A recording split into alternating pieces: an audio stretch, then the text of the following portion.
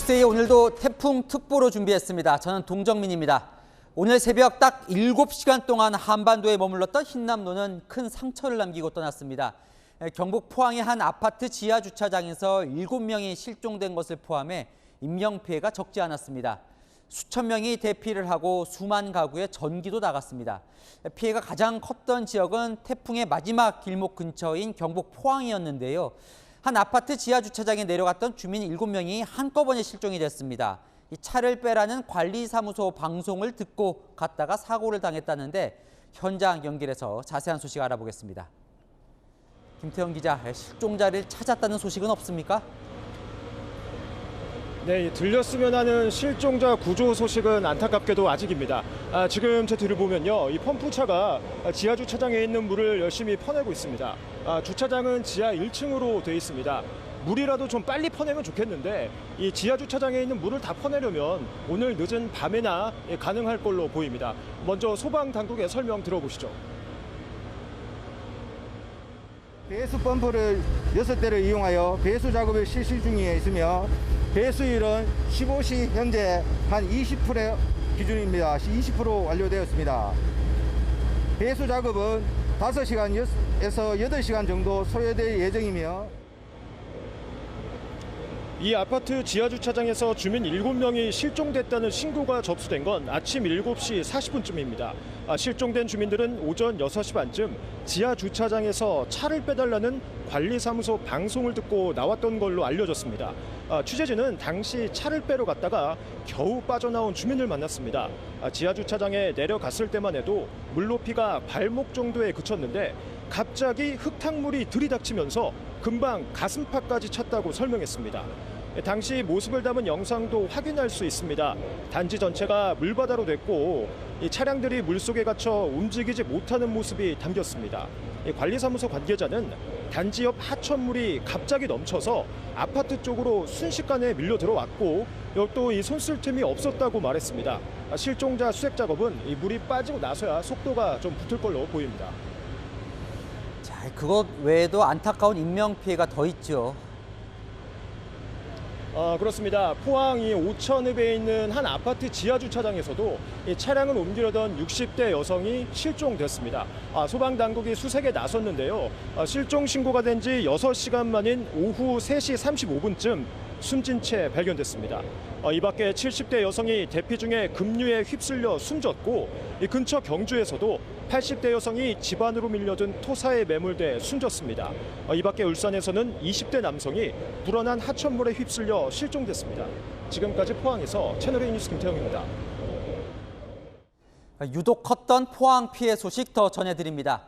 밤사이 포항 곳곳에선 산사태가 발생했습니다. 중학교 뒤 산비탈이 무너지는 모습 보이시죠? 조민기 기자가 이어갑니다. 거대한 산비탈이 무너져 내리면서 붉은 토사가 파도처럼 밀려듭니다. 무서운 기세로 밀고 내려오는 토사에 승용차도 속절없이 떠밀립니다. 흙더미가 끊임없이 무너져 내리고 언덕 위에 있던 나무도 뿌리채 뽑혀 곤두박질 칩니다. 오늘 오전 6시쯤 포항 북구의 중학교 뒤쪽 산비탈이 무너져 내렸습니다. 주민들은 눈앞에서 벌어진 믿지 못할 광경에 공포에 떨어야 했습니다. 겁이 나죠. 집 주변에 이런 게 있으니 처음 보니까는 겁도 나고 가슴이 두근두근 그랬죠. 그러고 막 떨리고 손도 떨리고. 잘 울어지지 뭐요. 잘 울어졌어요. 나뭇가지 이런 거 하고 같이 돌하고 막 같이 막 펑 소리가 났어요. 이곳은 원래 차도였지만 지금은 산사태로 흘러나온 토사로 뒤덮였고 차량들도 흙더미에 파묻혔습니다. 무너진 비탈은 중학교 건물 뒤와 바로 연결돼 있습니다. 학교 측은 산사태가 일어난 건물 뒤쪽으로의 출입을 통제한 채 추석 이후 정상 등교 수업을 한다는 방침입니다. 오늘 새벽 4시쯤에는 아파트 단지 인근 야산에서 토사가 유출되면서 차량 한 대가 매몰되기도 했습니다. 현재까지 포항시가 집계한 산사태만 5건, 21세대의 주민이 인근 경로당으로 대피했고 6명이 고립됐다가 소방에 구조되기도 했습니다. 오늘 새벽 포항 전역에 내려졌던 산사태 경보는 오후 6시에 모두 해제됐습니다. 포항시는 산사태로 인한 재산 피해를 파악하고 피해 복구와 주민 지원 방안을 검토하고 있습니다. 채널A 뉴스 조민기입니다. 지난밤 시간당 100mm가 넘는 폭우가 쏟아진 포항 도심은 물바다가 됐습니다. 순식간에 물이 들어차서 많은 시민들이 고립됐고 그 고립된 시민들을 구하기 위해 이렇게 해병대 장갑차까지 동원됐습니다. 배유미 기자입니다. 차들이 꼬리에 꼬리를 물고 뒤엉켜 있습니다. 도로는 불어난 흙탕물에 자취를 감췄습니다. 어디가 도로고 어디가 인도인지 구분이 안 될 정도입니다. 절반 이상 물에 잠긴 차를 본 차주는 차를 포기하고 허리까지 차오른 물을 헤치며 집으로 향합니다. 일하다가 비가 너무 많이 와서 긴급하게 이제 퇴근 조치를 했는데 이미 손 쓸 수 없을 만큼 물이 불어 있어서 다시 돌아왔습니다. 초등학교는 담벼락이 무너졌고 건물 내부는 온통 진흙탕이 됐습니다. 어디서부터 복구를 해야 할지 막막하기만 합니다. 학교 이제 막 청소하고 있으니까 1층이 다 잠겨가지고 1층에 있는 거 집기 착 다 걷어내고. 최근 사흘간 400mm 가까운 물폭탄이 쏟아지면서 오천읍과 대송면 등 남구 대부분 지역이 침수됐습니다. 주요 도로가 물바다로 변하면서 차량 침수와 고립사고가 속출했고 해병대 수륙 양용 장갑차가 고립 구조 작업에 투입되기도 했습니다. 태풍이 지나간 지 반나절이 훌쩍 지났지만 마을은 이렇게 여전히 쑥대밭입니다.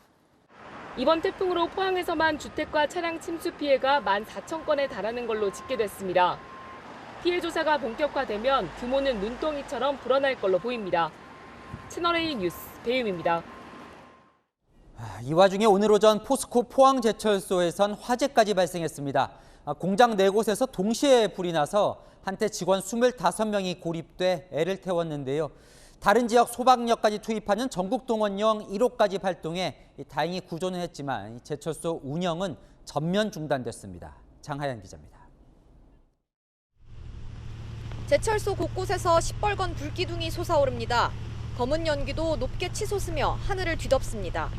포항제철소에서 화재가 난 건 오전 7시 17분. 큰 폭발음과 함께 검은 연기가 치솟았습니다. 이 열연 공장과 스테인리스 공장, 코크스 공장 기술연구소 등 4곳에서 동시다발로 불이 났습니다. 포항 시내에서도 불꽃과 연기가 보일 정도로 규모가 컸습니다.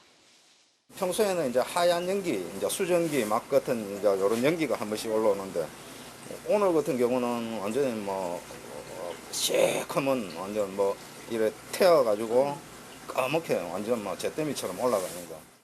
소방당국은 전국 동원령 1호를 내리고 소방차 78대와 소방인력 195명 등을 투입해 진화에 나섰습니다.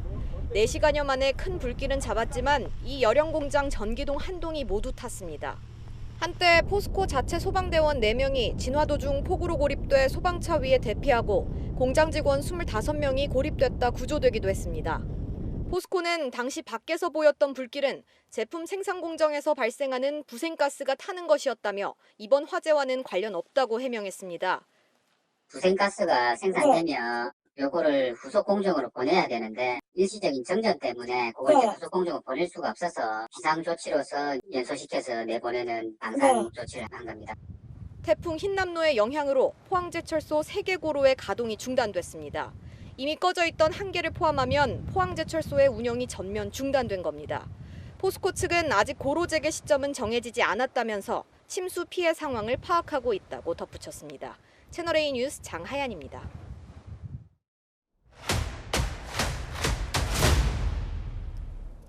아는 기자, 아재아 시작합니다. 차 빼세요라는 안내방송을 듣고 지하주차장으로 내려갔다가 실종된 주민들을 여전히 수색 중인데요. 사회이부 황규락 기자와 자세한 내용 알아보겠습니다.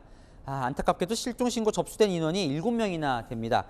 지하주차장에 차를 가지러 갔다가 지금 벌어진 일이죠? 네, 그렇습니다. 먼저 좀 상황을 잠깐 정리를 해드리면요. 이 포항에는요, 이 태풍의 영향이 어젯밤 늦게 좀 시작이 됐습니다. 이 폭우가 오다 보니까 아파트 관리실에서 오늘 오전 한 6시 반쯤에 지하주차장에 차를 빼달라고 안내방송을 한 겁니다. 그래서 이 아파트 주민들이 지하주차장에 가서 차를 빼고 있었는데 갑자기 이 주차장에 물이 쏟아졌다고 합니다. 당시에 지하주차장에 갇혀 있다가 빠져나온 주민 인터뷰 들어보시겠습니다. 방송 차 빼라고 나오니까 평지 주차장 이만큼 쳐들었고 지하주차장 내려가가지고 한 10분 있어 이만큼 하는데 문이 안 열리네. 소리 지르는 사람이 많더라고. 나는 이만큼 내 나오니까 이만큼. 자, 이 사정은 있었을 것 같긴 한데 그렇게 폭우가 쏟아지는 상황 속에서 이 아파트 관리실은 왜 차를 빼달라고 했을까요? 좀 위험할 수도 있을 것 같은데요. 네, 그 점은요. 이 당시에 포항의 좀 강수량을 보시면 좀 이해가 되실 수 있을 건데요. 네. 이 포항에는요. 오늘 오전 6시부터 7시 사이에 집중적으로 비가 좀 내렸습니다. 이 사고가 난 지 바로 옆에 포항 구룡포에서는 1시간에 무려 110mm의 물폭탄이 쏟아지기도 했는데요. 아파트에서도 이렇게 갑자기 비가 많이 오니까 새벽에 지하주차장의 차를 빼달라고 했던 것으로 보입니다.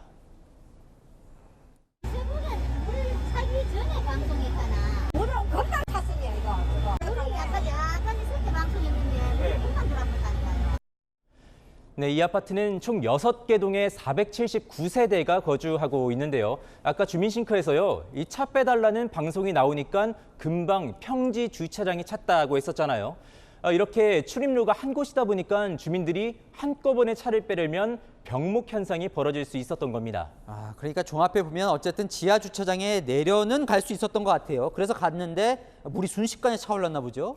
네, 맞습니다. 이 비가 한 번에 많이 와도 뭐 배수만 잘 되면 괜찮을 텐데요. 네. 그런데 여기에 문제가 하나 있었습니다.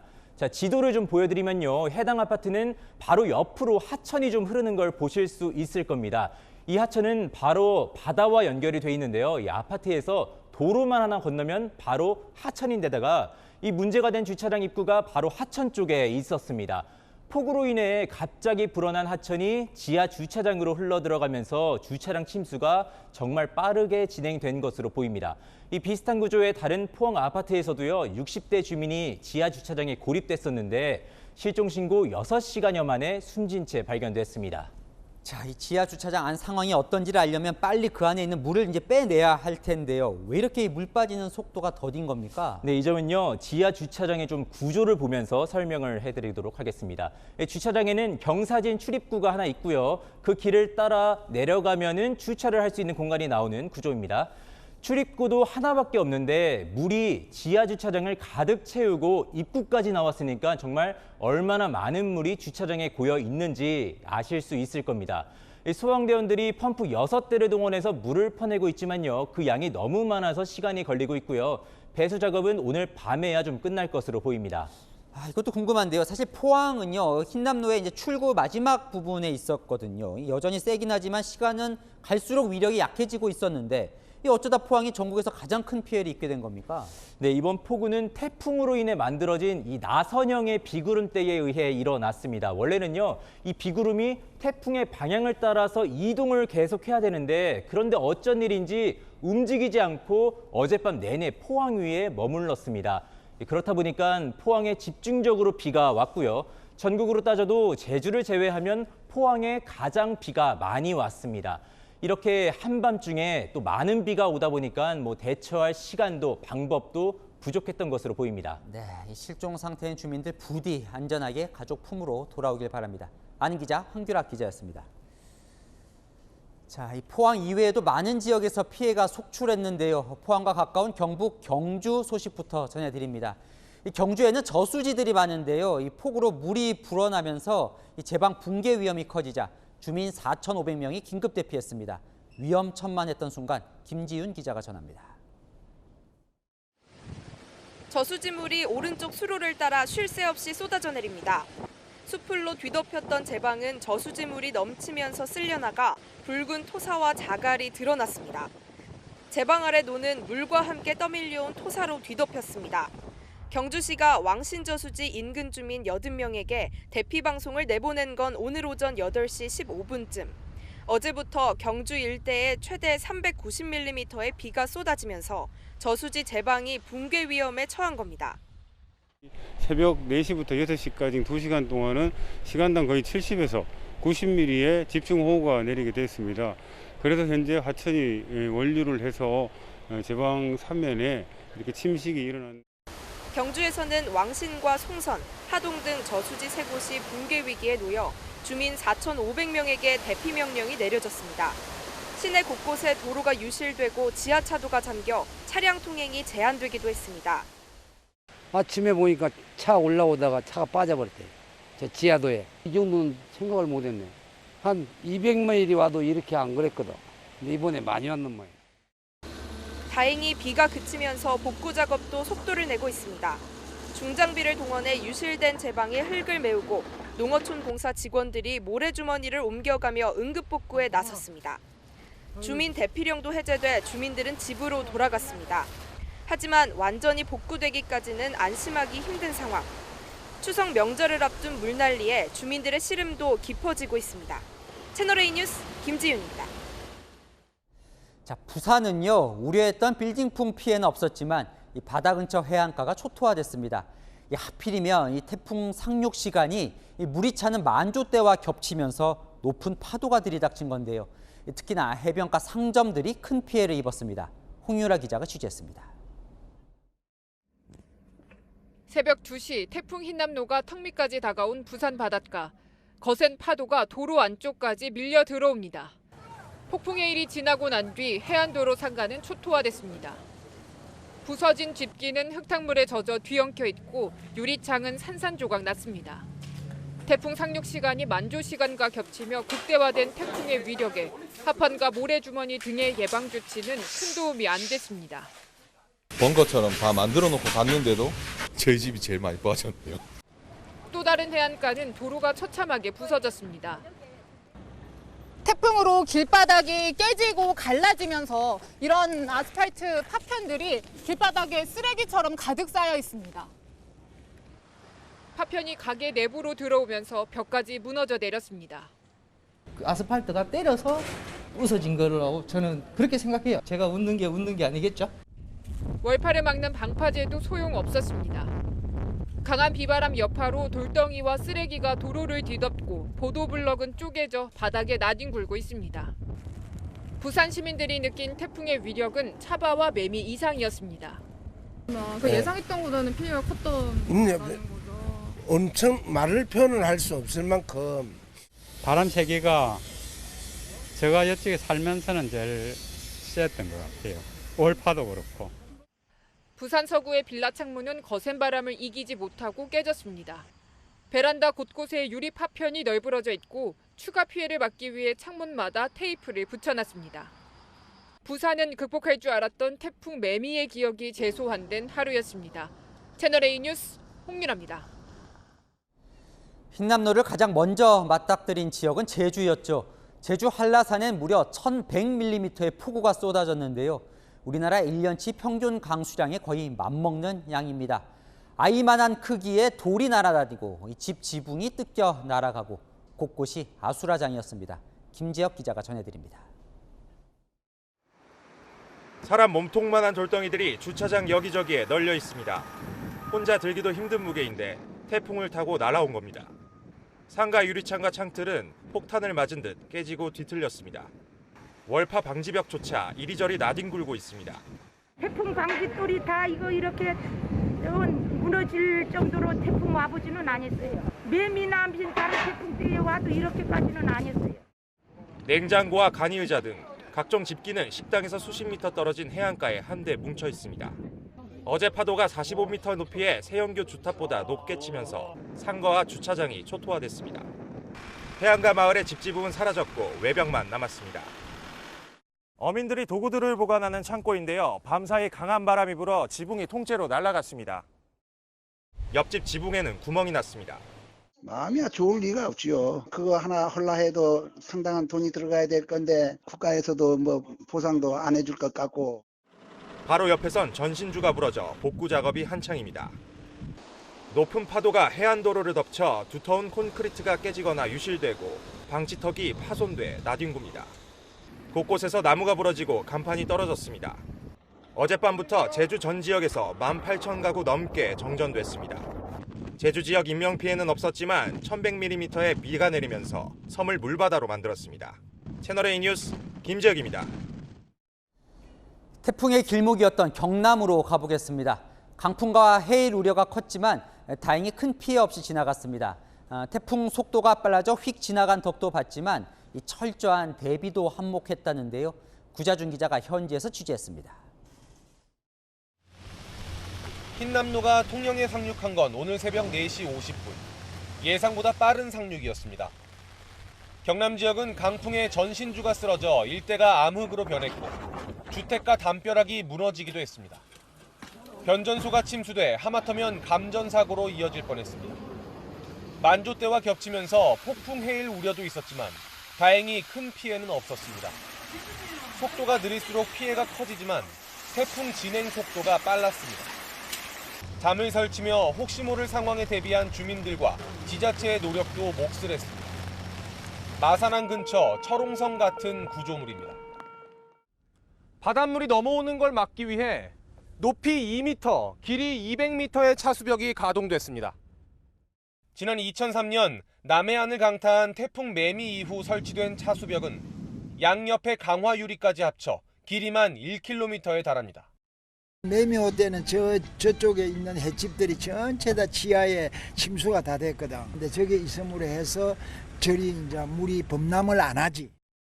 태풍 매미를 겪었던 주민들은 걱정했던 것보다 적은 피해에 안도의 한숨을 내쉽니다. 박스나 스티로폼을 이용해서 틈틈이 메꿨습니다. 아니면 민물이 들어가면은 아무래도 해산물 폐사라든지 천만다행이라고 생각합니다. 이번에 접수된 경남 지역 피해 신고는 모두 1,178건. 이전보다 건수는 줄었고 인명 피해도 없었습니다. 태풍이 가장 먼저 육지에 닿은 곳이지만 방심하지 않고 철저히 대비한 덕분에 피해를 줄일 수 있었습니다. 채널A 뉴스 구자준입니다. 강한 바람은 수확을 코앞에 둔 전국의 농작물도 휩쓸고 지나갔습니다. 추석 대목을 기대하던 농민들은 벼가 쓰러지고 과일이 떨어진 모습을 참담하게 바라보고 있습니다. 공국진 기자입니다. 과수원 바닥에 배가 어지럽게 널브러져 있습니다. 포장지를 뜯어보니 멍자국이 선명합니다. 강풍을 몰고 온 태풍 흰남노가 하룻밤새 과수원을 휩쓸었습니다. 수확을 앞둔 배들이 강한 바람을 이기지 못하고 이렇게 땅바닥에 떨어졌습니다. 추석 대목을 바로 코앞에 두고 태풍 직격탄을 맞자 농민은 한숨만 나옵니다. 너무 잡잡합니다. 지금 현재 우리 농사 이루신 분들이 뭐 참 1년 내에 가뭄 뭐 다 극복하고 수확할 단계에 태풍이 와서 정말 마음적으로는 좀 시름이 큽니다. 바람을 이기지 못한 대파가 바닥에 누워 있습니다. 지난 여름 가뭄을 견디고 마지막 수확만 앞뒀지만 태풍을 만나 힘없이 주저앉은 겁니다. 그냥 짠한 거죠. 1년 농사인데 파는 일모작이거든요. 이제 한 달 정도 있으면 이제 출하가 시작하거든요. 이것도 제가 뭐 어떻게 준비할 수도 없는 태풍이고. 초속 30m에서 40m가 넘는 강풍에 전국 곳곳에서 수확을 앞둔 벼도 속절없이 쓰러졌습니다. 흰남노가 한반도를 핥히고 가면서 전국의 농작물 피해는 3,815헥타르에 달한 것으로 집계됐습니다. 지역별로는 경북이 2,308헥타르로 가장 피해가 컸고 경남과 전남도 400헥타르 이상 피해를 봤습니다. 피해 형태도 침수가 가장 많았고 낙과 피해도 669헥타르에 달했습니다. 앞으로 정부의 정확한 조사가 이루어지면 농작물과 시설물 피해 규모는 더 늘어날 것으로 보입니다. 추석을 앞두고 풍년을 기대했던 농심은 9월 태풍에 속절없이 무너졌습니다. 채널A 뉴스 공국진입니다.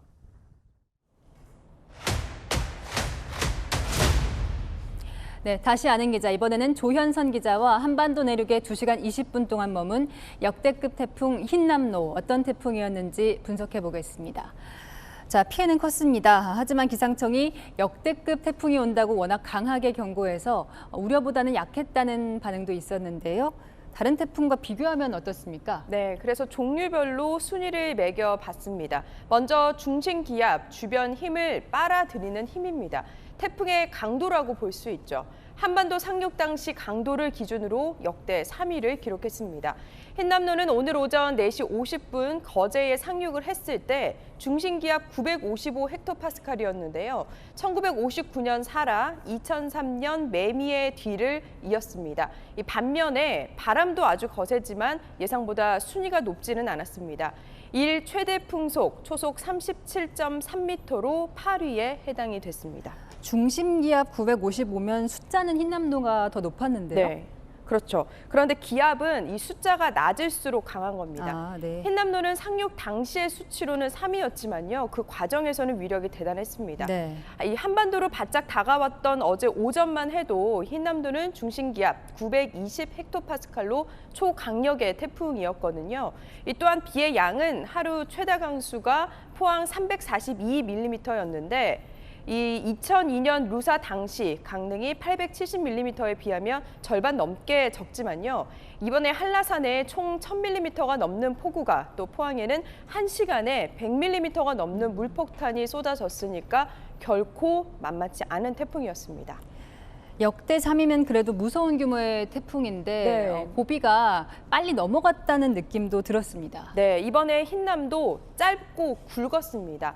이 2시간 20분 흰남노가 이 한반도 내륙에 머문 시간인데요. 네. 오늘 아침 이동 경로를 잠시 준비를 했는데 짚어보면 4시 50분 거제에 상륙을 했을 때 육지를 관통한 뒤에 포항 부근에서 원래 동해상으로 빠져나갈 것으로 봤거든요. 그런데 실제로는 포항보다 남쪽인 울산에서 동해로 빠졌습니다. 네. 이 거기에 속도까지 붙고 또 북쪽 건조한 공기가 태풍을 밀어서 이 육지 관통 시간이 예상보다 짧아진 건데요. 이 4조 원 이상의 재산 피해를 입었던 2003년 매미와 비교를 하면 경남 사천으로 상륙을 했다가 울진에서 동해로 빠져나갔습니다. 그러니까 흰남노가 매미에 비해서는 위험 반원에 든 지역도, 기간도 조금은 줄었던 셈입니다. 참 불행 중 다행이다 이렇게 얘기를 해야겠습니다.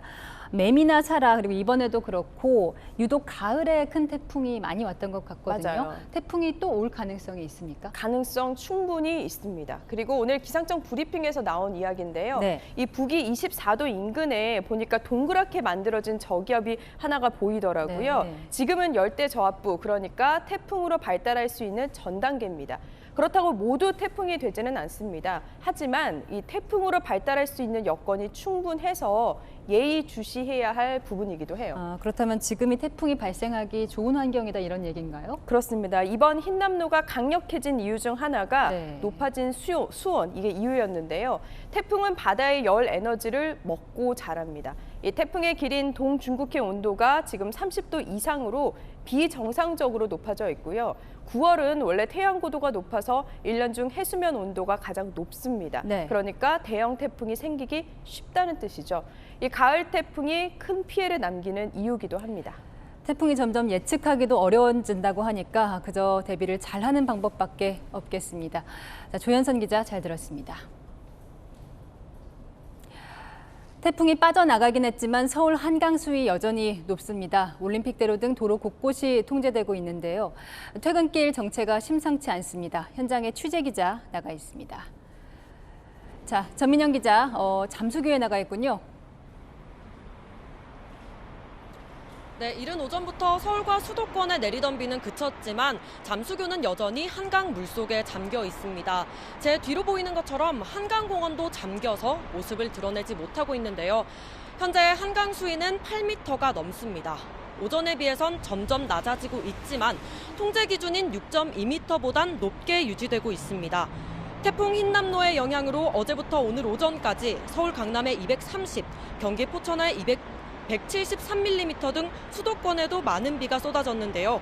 팔당댐이 수위를 조절하기 위해 지금도 초당 8,000톤이 넘는 물을 방류하면서 한강 수위가 낮아지지 못하고 있는 겁니다. 이에 따라서 퇴근길에도 교통통제가 이어지고 있습니다. 올림픽대로 가양대교에서 동작대교 구간은 오후 3시 반부터 통제가 풀렸지만 여의 상류 양방향, 여의 하류 김포공항 방향과 반포대로, 노들로를 포함한 시내도로 8곳이 통제되고 있습니다. 서울시는 오늘 안에 올림픽대로의 교통통제가 해제되긴 어려울 걸로 보고 있습니다.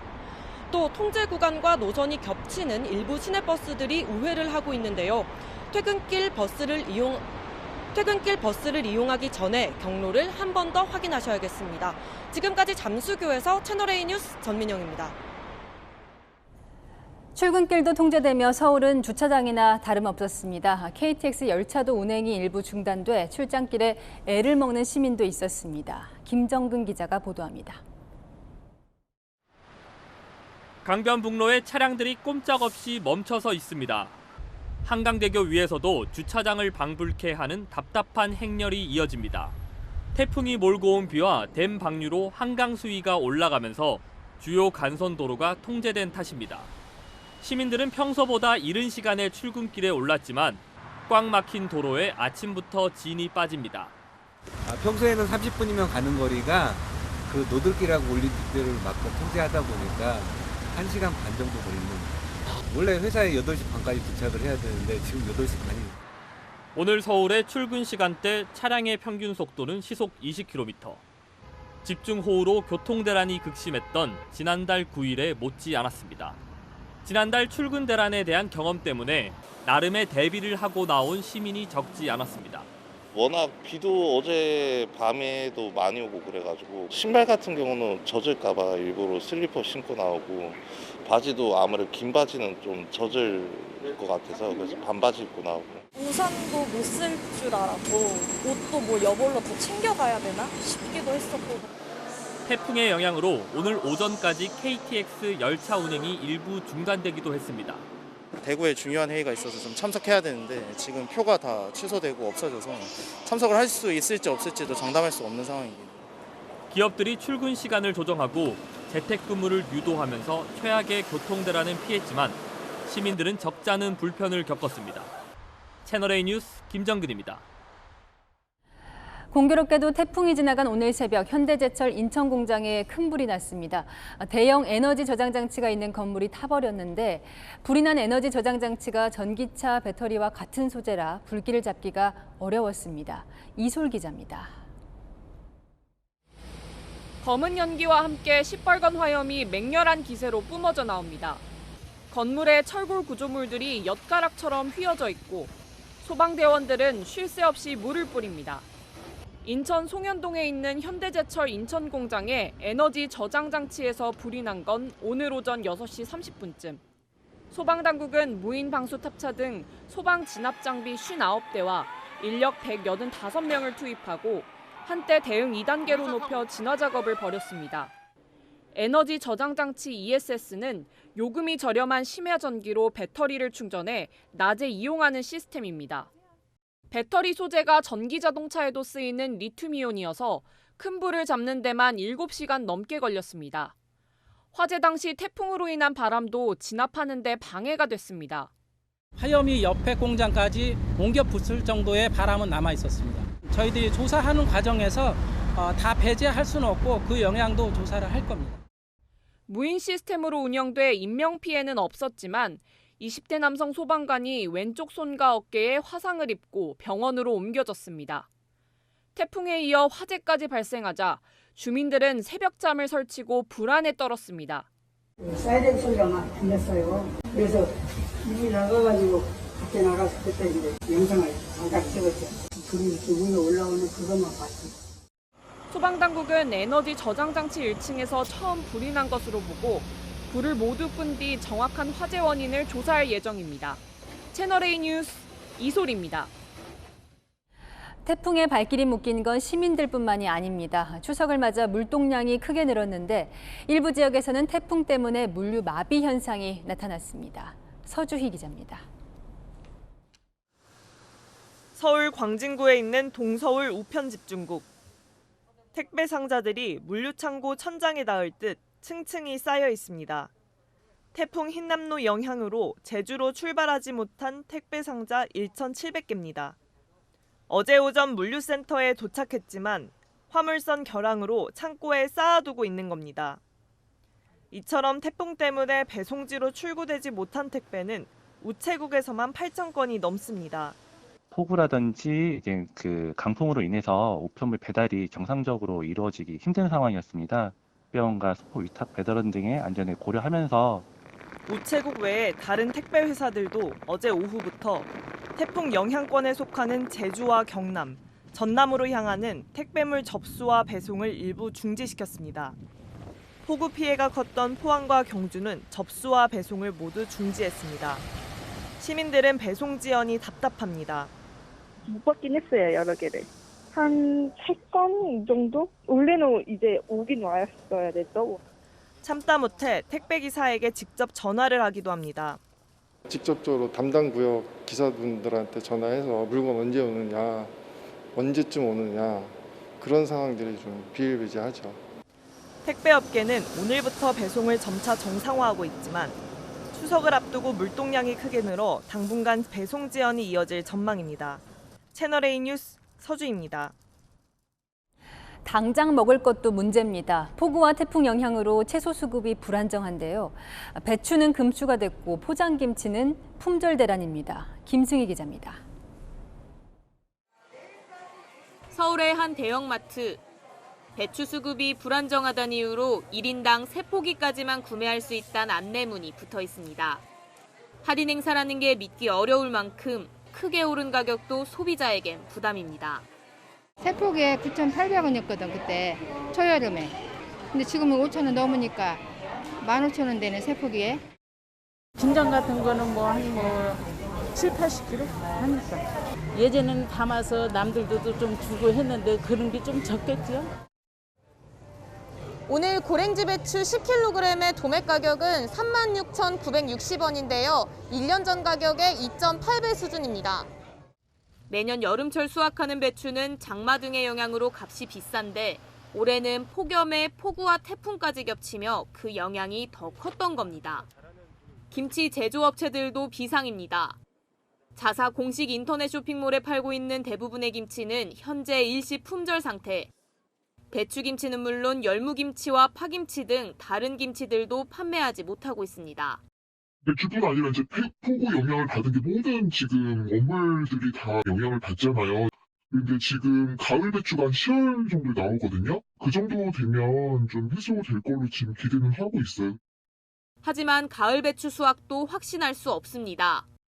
작년에 10월 초에 그 무름병이라는 이제 병들이 막 이제 퍼지면서 그러면서 작년에도 배추 엄청 비쌌어요. 가을 배추도 장담 못하지. 10월 초 날씨가 관건이에요. 폭우에 태풍까지 계속되는 기상 악화에 먹거리마저 위협받고 있습니다. 채널A 뉴스 김승희입니다. 정치권 소식으로 넘어갑니다. 국민의힘의 새 비대위원장으로 호남 출신 박주선 전 국회 부의장이 유력한 것으로 전해졌습니다.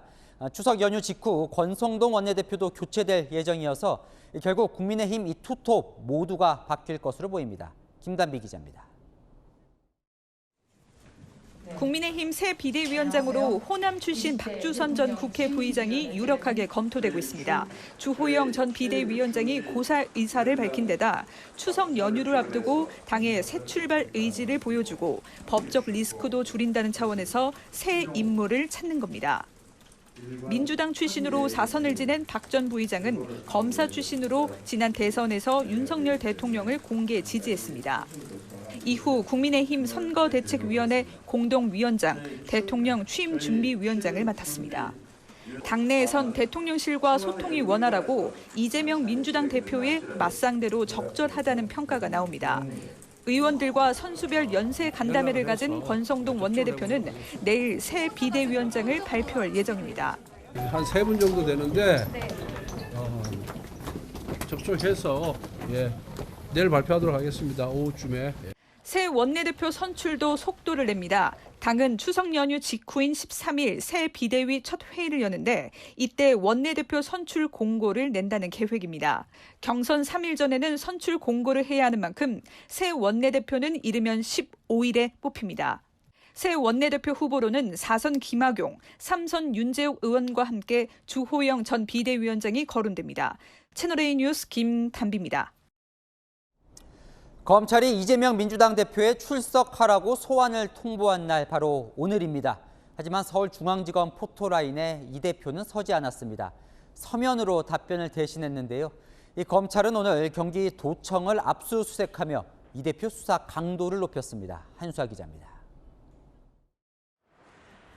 허위사실 유포로 인한 공직선거법 위반 혐의로 고발된 이재명 민주당 대표가 오늘 오전 10시로 통보됐던 검찰 소환 조사에 불출석했습니다. 이재명 대표는 꼬투리 잡기식 정치 탄압에 끌려다니지 않을 것입니다. 서면 진술 답변을 하였으므로 출석 요구 사유가 소멸되어 출석하지 않습니다. 이 대표가 어제 오후 답변을 서면으로 작성해 서울중앙지검에 보낸 만큼 검찰에 출석할 이유가 없다는 겁니다.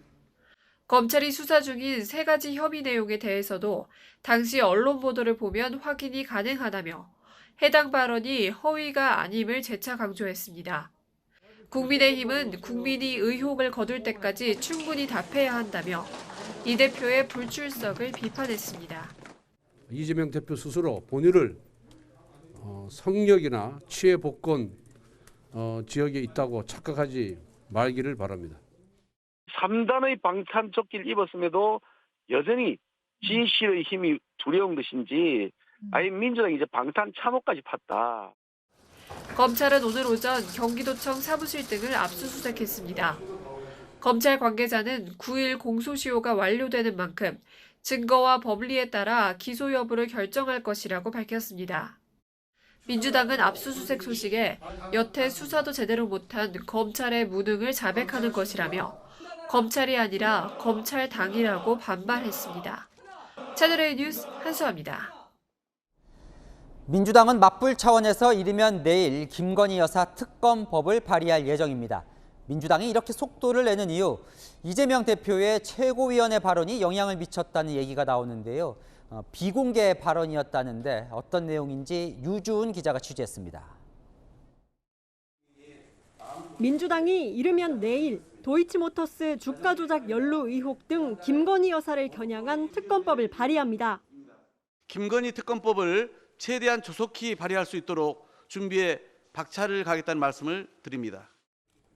어제 의원총회에서 특검법을 당론으로 추진하기로 한 데 이어 법안 처리에도 속도를 내기 시작한 겁니다. 민주당의 속도전에는 지난달 31일 이재명 대표의 비공개 최고위원회의 발언이 영향을 미쳤다는 얘기가 나오고 있습니다. 복수의 참석자에 따르면 이 대표가 김건희 여사 관련 사건들이 무혐의 처리되는 것에 대해 김건희 여사 수사는 너무 안 한다. 이럴 거면 나도 받고 다 공정하게 수사하자고 말했다는 겁니다. 이 발언 4일 뒤 조정식 사무총장은 기자회견을 열어 특검법 추진 운을 띄웠고 다음 날 비상의원총회에서 당론 추진을 결정했습니다. 한 비이재명계 의원은 결국 이 대표의 발언과 의중이 특검 당론화에 가장 큰 영향을 미친 것 아니겠느냐고 평가했습니다. 국민의힘은 이 대표 부부 수사에 대한 물타기 정치 공세라며 특검 추진을 비판했습니다. 채널A 뉴스 유주은입니다.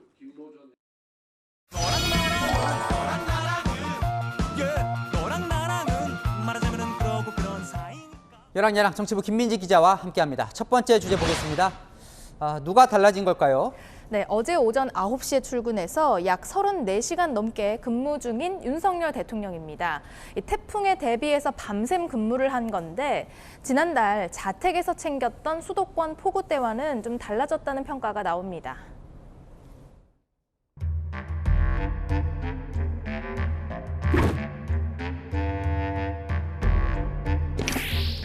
야간에 고생들 많이 하셨습니다. 눈좀 보셨어요? 소방청이라든가 뭐 경찰 이렇게 해가지고 군 다 동원이 돼서 주민 대피는 적시에 이루어졌고 오늘 내일은 좀 안심할 수 없는 상황이고 중요한 상황이라 가서 또 계속 챙겨봐야 되니까 여러분들 많이 도와주십시오. 피해가 심각한 현장에는 직접 방문하겠다고도 했습니다. 대통령도 내려왔던데 참모들도 수시로 기자실에 내려와서 뭐하고 있다 알려주던데요. 네, 대통령의 대응과 또 지시사항을 시간대별로 소개했는데요. 한덕수 국무총리는 밤 9시쯤 윤석열 대통령에게 대비 상황을 보고했습니다. 윤석열 대통령은 오늘 오전 7시 25분 위기관리센터에 회의를 다시 소집을 했습니다. 만조 시간과 겹쳐서 하천, 범람 등 피해가 우려되는 만큼 주의를 기울여 줄 것을. 대통령은 지난달 집중호우 때와 대응 강도가 다르다는 질문에 이렇게 해명도 했습니다. 지난달 집중호우는 사실은 좀 예측 불허였어요. 저희 기상 이변에 따른 우리가 겪어보지 못한 집중호우에 우리 재난 대응 인프라가 부족해가지고 생긴 문제고. 달라진 윤 대통령, 앞으로도 재난 대처에 소홀했다는 질타는 받지 않으면 좋겠습니다. 네, 다음 주제 보겠습니다. 자, 이제 한동훈 법무부 장관이 주인공인 것 같네요. 네, 맞습니다. 어리둥절한 표정을 자주 지은 모습 어제 볼 수 있었는데요. 바로 어제 국회 예결위 회의에 참석해서 이런 표정을 지었습니다.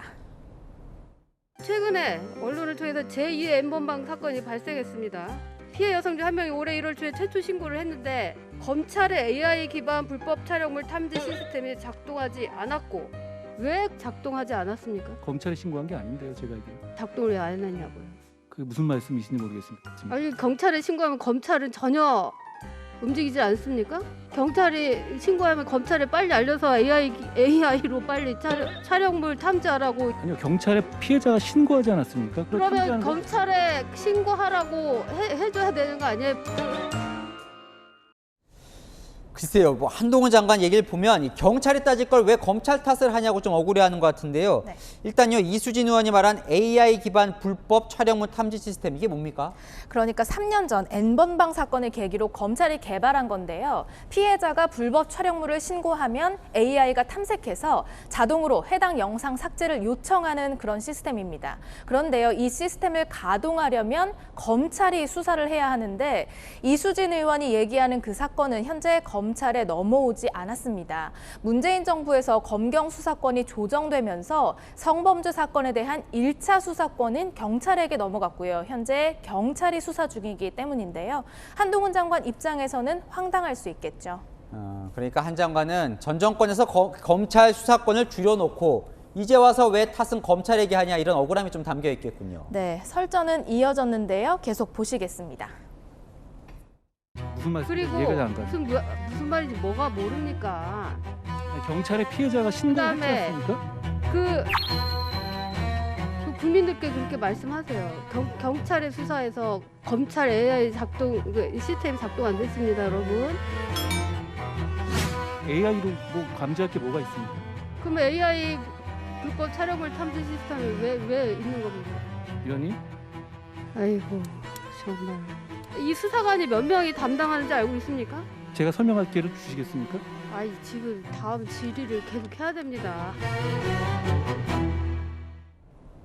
이 의원 측은 검경 수사권이 아닌 의지의 문제다 이렇게 반박했는데요. 그래도 자기 말만 하지 말고 상대 말도 들어줘야 제대로 된 질의응답이 되겠죠. 네, 지금까지 여랑야랑이었습니다. 네. 중국 쓰촨성에선 규모 6.8의 강진이 발생했습니다. 13,000채 넘는 주택이 부서지며 60명 넘게 목숨을 잃었고 산사태에 도로 곳곳이 갈라졌습니다. 베이징 공태현 특파원입니다. 달리던 차가 좌우로 흔들리자 급히 차량을 멈춥니다. 창밖 나무들도 요동치듯 흔들리고 길가 주택도 순식간에 부서져 버립니다.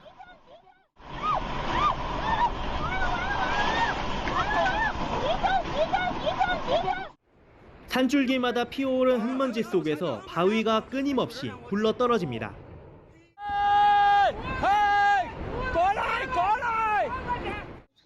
집안은 아수라장이 되고 밖은 폭격을 맞은 것처럼 폐허로 변했습니다. 현지 시각 어제 오후 12시 52분쯤 중국 쓰촨성 루딩현에서 규모 6.8의 강진이 발생해 최소 66명이 사망하고 수백 명의 부상자가 발생했습니다.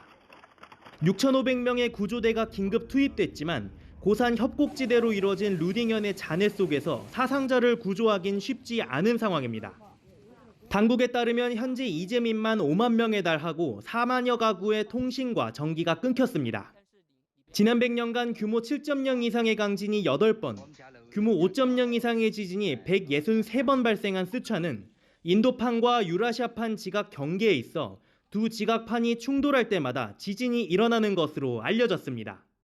올 들어 유례없는 가뭄에 허덕이고 최근 코로나 확산 탓에 봉쇄까지 된 상황에서 지진까지 덮치며 3중고를 겪게 됐습니다. 여진이 계속되는데도 봉쇄가 우선인 당국은 집에 돌아가라는 안내방송만 되풀이합니다.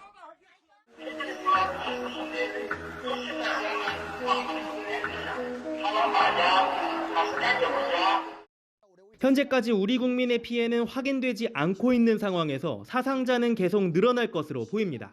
베이징에서 채널A 뉴스 공태현입니다. 영국의 새 총리로 47살의 리즈 트러스 외교장관이 선출됐습니다. 철의 여인으로 불린 마거릿 대처 전 총리의 노선을 뒤따를 것으로 보입니다. 김성규 기자의 보도입니다.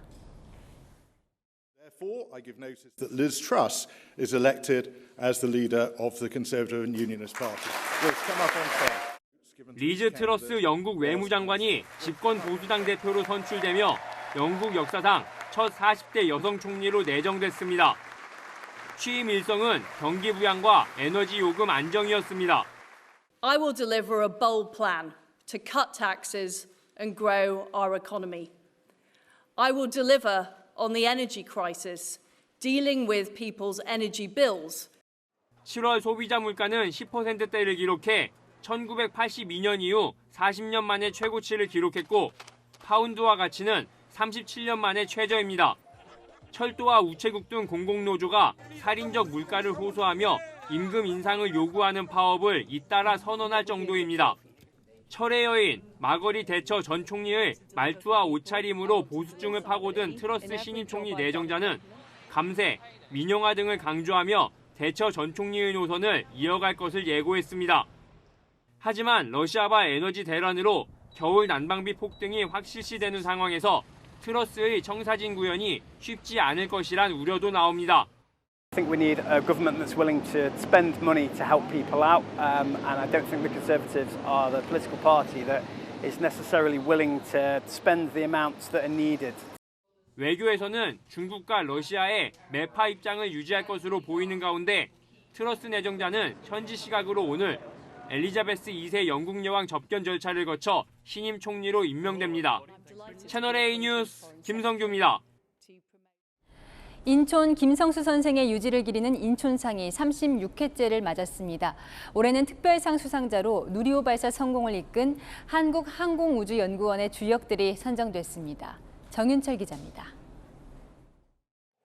4, 3, 2, 엔진 점화, 26, 누리호가 발사되었습니다.